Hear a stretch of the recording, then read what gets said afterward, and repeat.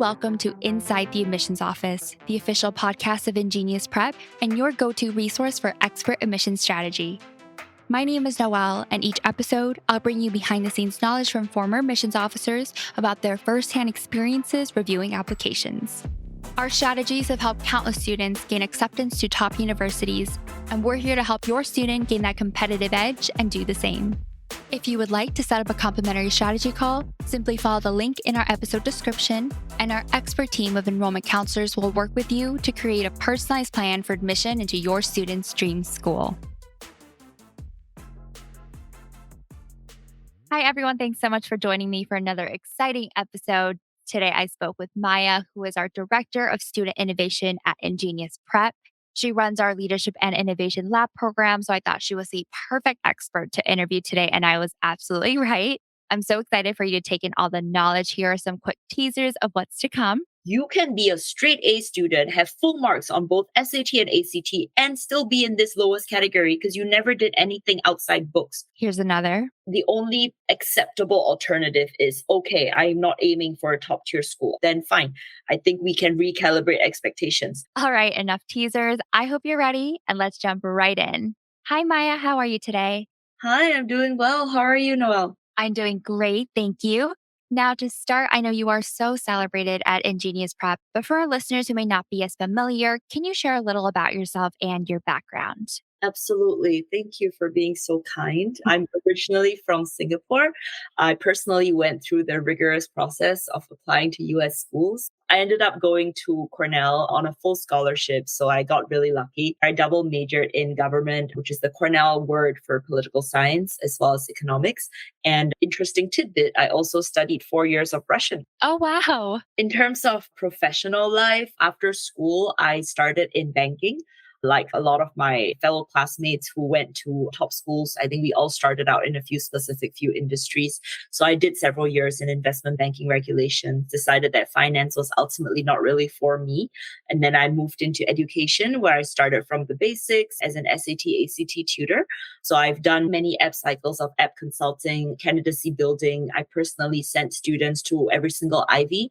And I'm happy to say that more than 80% of my kids went to top 30 schools. I think in the last few years, I really decided to deep dive into the niche of entrepreneurship, leadership, and innovation, really to help students develop and mentor them in these specific fields.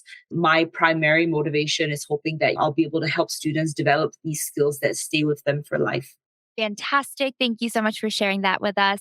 So I'd love to start by debunking some myths about leadership. In a previous webinar, you mentioned that there are about 37,000 high schools in the United States, all of which have student body presidents. So, despite popular belief, holding these student body leadership positions is not unique. Can you explain this concept further for us? Yes, of course. Imagine there is competitions or online programs or summer courses, whatever it is. Basically, if you are able to join them, anyone can join them. Sure, some are more competitive than others, but you are for sure not the only one in them. I don't think there's any such program where you would be the only person. So in the same logic, in every single high school, there are leadership positions. It might feel unique from your local vantage point. I am the only student body president in my high school. Nobody else is. But try and consider it from the perspective of the admissions officer who is assigned to, say, the region of North America. That's not unique at all. So if it happens to be a very competitive school, say Ivy League school, they would be getting application after application of valedictorian, captain, student body president, straight A students. So at some point, being human, all of us get used to anything. So they are very used to this high caliber of students. So it doesn't really stand out to them, all of these, what we call institutional leadership positions in school.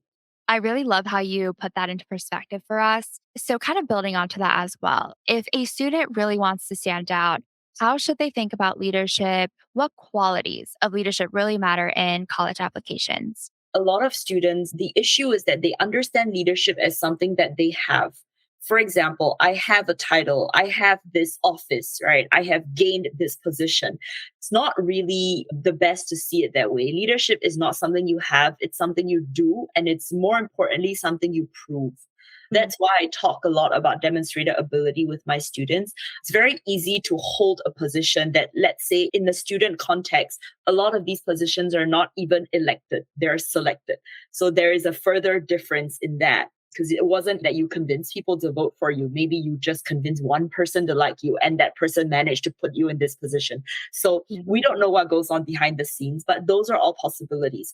So you need to truly prove that your leadership value is beyond doubt by showing that it is not just an office. It's something that you live and breathe, something that you did in your local community. You started something that did not exist. And so obviously, by definition, you are the leader of that.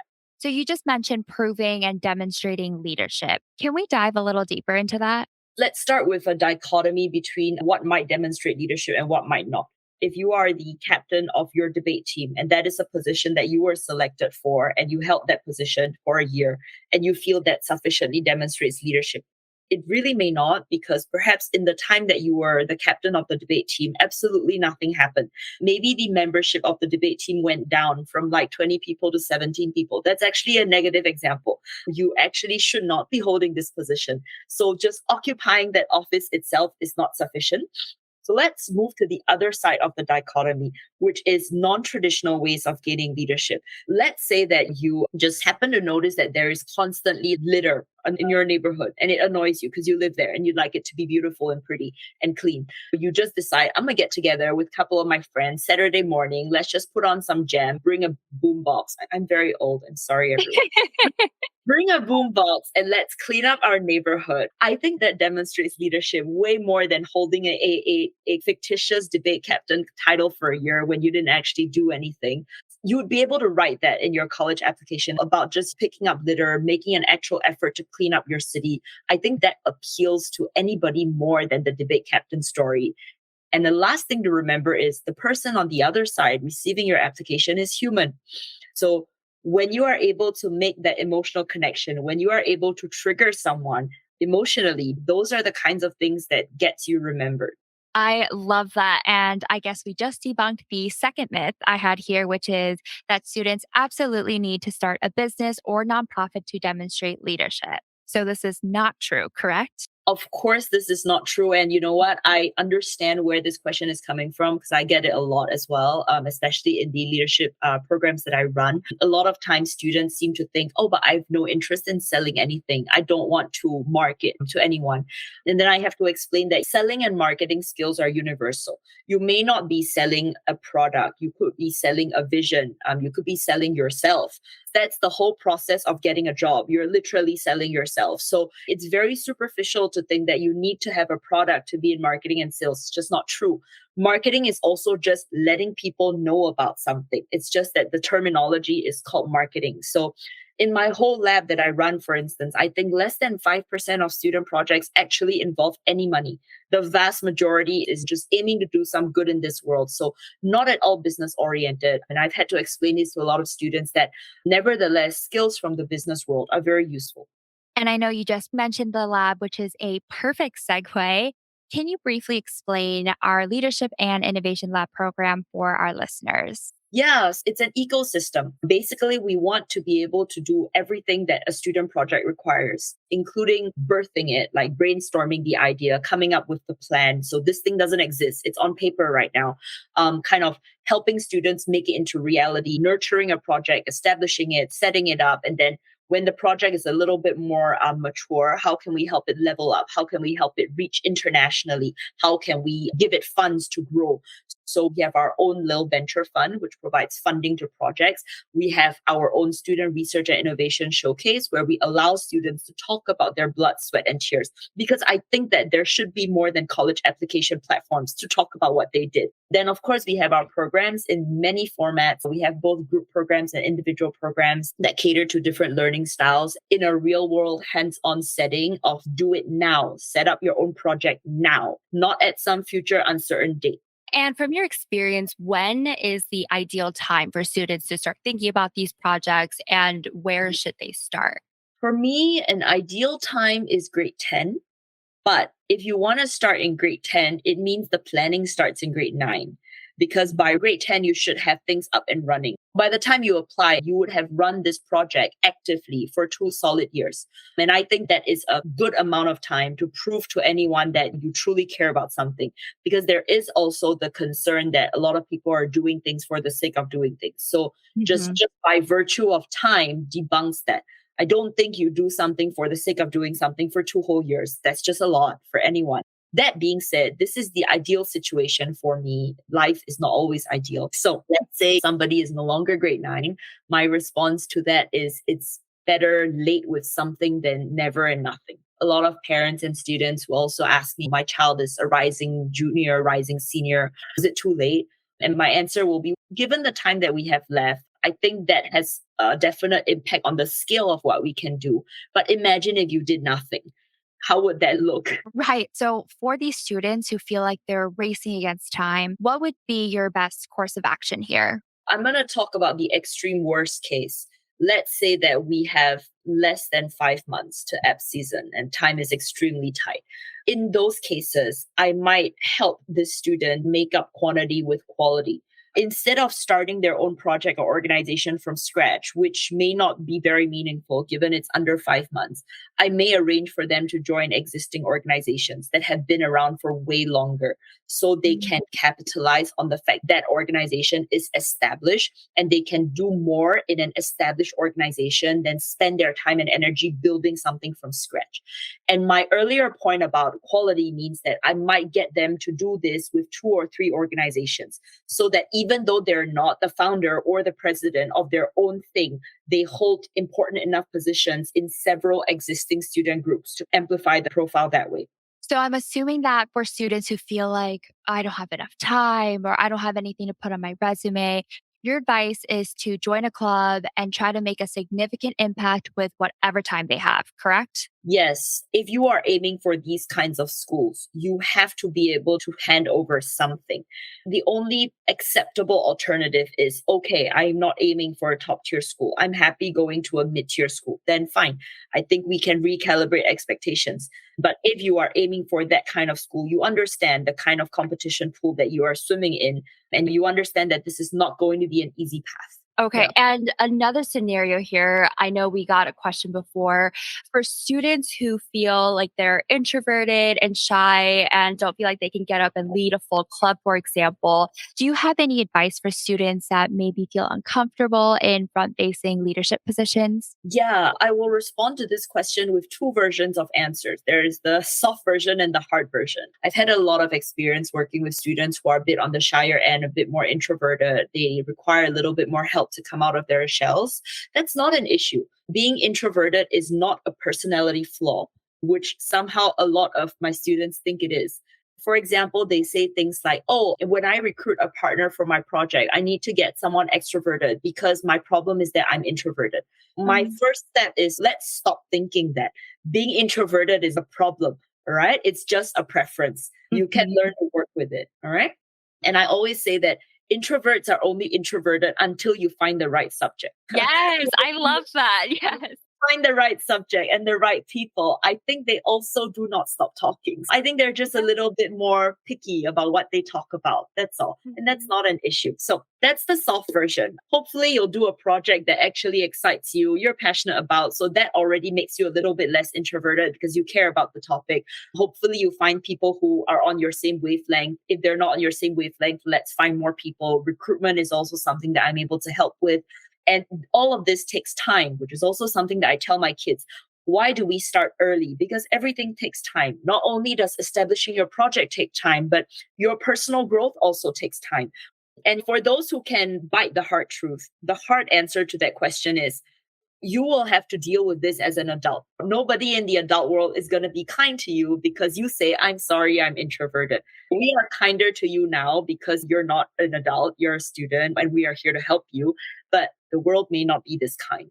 So it's probably better to learn that truth now and get over it rather than learn it in 10 years when you can't get a job. And grow in like a comfortable, safe space. Exactly. Right. Exactly. And kind of building on to that, what other barriers do you often see with students that hold them back from pursuing their own projects? I think students are very constrained by self-doubt. That's my biggest observation. What's weird is that students nowadays are way more connected than maybe you and I were when we were growing up. Students today they are much more aware of what's happening around the world. They're far more connected. And yet they seem to think that the realm of possibility has shrunk. When we were younger, like I guess we saw less, but we also felt that more was possible. We dreamed more, I think. Yes, I Yeah. think we felt that more was possible, maybe because there was less means for us to hear no. And nowadays, students have way more connections, way more means, and yet they feel less is possible. I tell students, you can expand your projects internationally. And then the first response I usually get is, oh, but I don't know anyone outside of my town. And I'm just like, you're on TikTok, you're on Instagram. These are all people outside your town, you know? Yeah. Sure, maybe if you try and reach out to them, they'll slam the door in your face, possible. But they could also talk back to you. You don't know. Right. You don't know. So this to me seems very self-evident, but students don't believe me. And I think that goes along the lines of confidence. And I feel like confidence is really big with leadership. Do you have any advice for students on cultivating that, growing that confidence? I think confidence is a realization, is not an acquisition.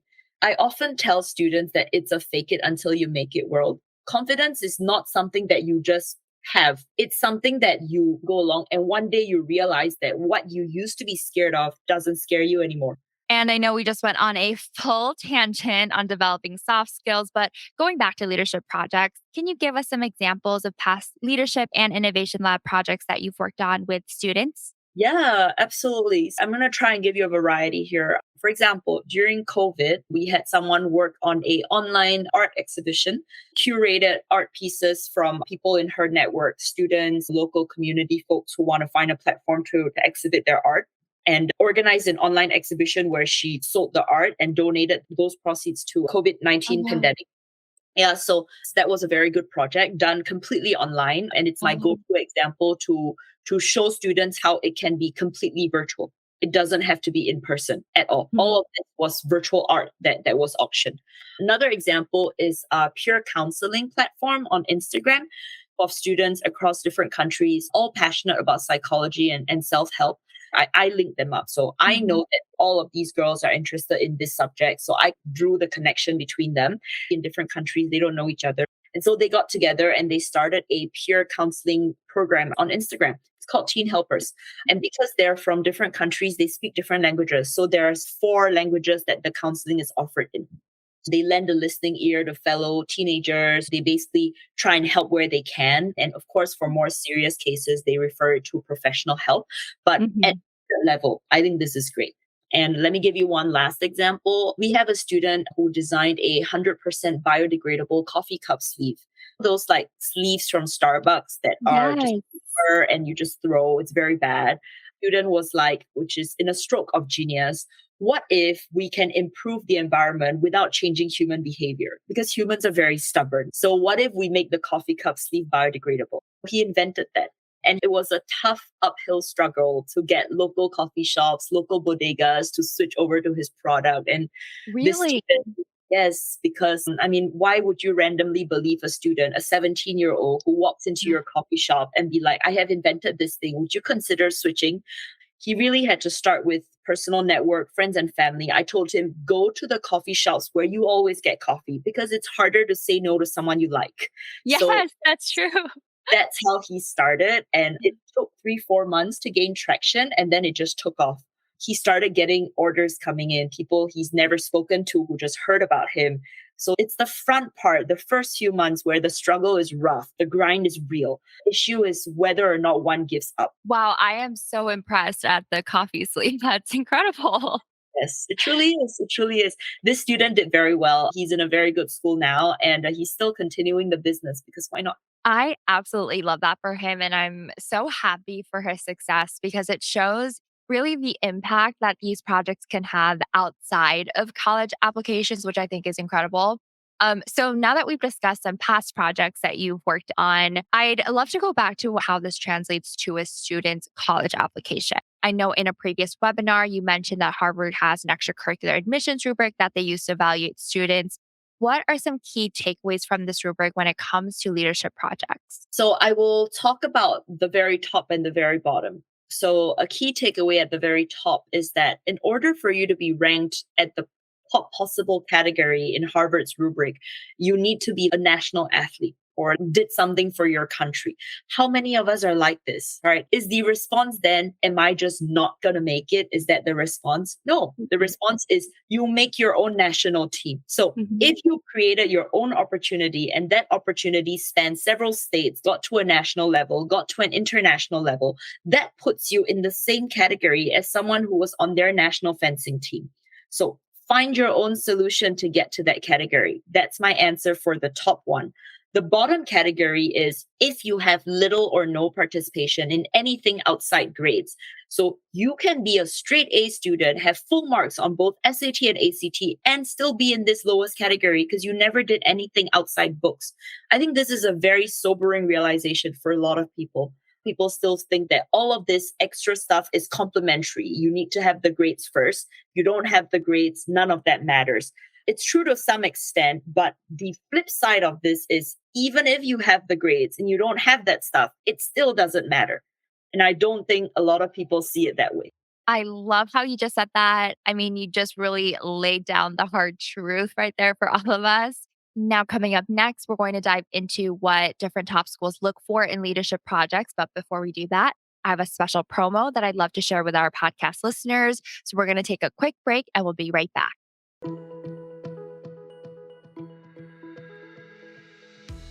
So you just heard Maya, you could have the grades and the test scores, but if you don't have the leadership experience, it's all for nothing. Instead of trying to grapple with where to start, you can join our Leadership and Innovation Lab program. And we have a special promo for our podcast listeners. You can get 10% off the program if you sign up before July 31st, and that's up to $880 off. You'll get to work with Maya, have access to her extensive knowledge, expertise, and guidance. You're not going to spend weeks just discussing the theory behind leadership with no action behind it. Instead, you'll spend just 3 weeks on laying down the foundation, and the remaining 5 weeks will be spent on the actual action part of your project. You'll leave this program with something tangible and significant to put on your resume. So don't wait and claim this promotion before it ends by signing up for a free consultation with one of our enrollment counselors and let them know you came from the podcast. Now back to the interview. So before we left, we were talking about Harvard's extracurricular admissions rubric. Can you share some insight on what different top schools look for in leadership projects? Colleges have different expectations when it comes to application profile. Harvard is very into students who do a lot of community service, a lot of volunteering. MIT, for example, they like students who are at the cutting edge of technology, who are innovative, very interested in tech. I don't think that comes as a surprise. It's MIT. Brown, for example, they like students who are a little bit more quirky, interest in ornithology, for instance. And we actually have a girl in the Leadership and Innovation Lab who is just really into birds. Her project is, I'm just going to run educational workshops teaching people about different kinds of birds. I like that. Wow, I love that. Yeah. That's what she's into. If you have some idea of what your intended major is, what your schools are, you will tailor your project to what you need. So just to recap here, your first steps would be to brainstorm, identify your interests, and maybe even consider the school you want to apply to or the major that you're interested in. What's next after that? So after we have created the project action plan, the next actionable step is actually action. My students find all reasons to procrastinate. Just, I don't think I've planned enough. Oh no, it's not the right time. Everyone's on summer holiday. And I keep telling them that the first step is the hardest. After that, it flows on its own. So even if the article looks like complete crap to you, just put it out there, put it on your website. It will get the ball rolling. And convince students to just do that. You're not striving for perfection. You're just going for action.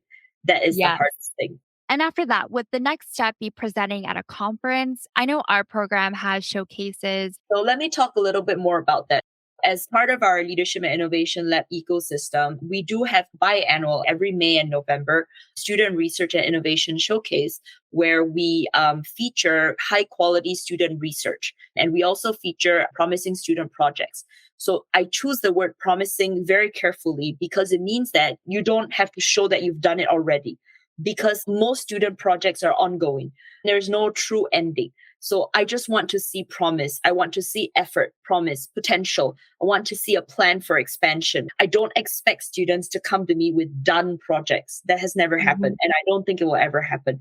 So in the May showcase, videos of which are available on the Leadership and Innovation Lab YouTube channel, we featured 5 papers and 5 projects. We let students talk about their academic interests, the literature review process, the original research, brainstorming for the project, how did they recruit, how did they find their interest. And then for the venture fund, we actually offer up to 10K USD in funding a year. This is the only fund in existence, as far as I know, that is dedicated to funding high school level student projects. Every 6 months, we call for applications for funding. And our whole point is to support these student projects. So we really don't ask for anything in return. It's really to help them. Wow, I think that is absolutely incredible. And I'm curious, is showcasing or getting a grant for projects, is that something significant to mention in a resume? Yes. All of our students who've been featured on the showcase put that they have conference presentation experience on their application. That definitely helps, as opposed to just doing a project on your own, which you're free to and of course encouraged to.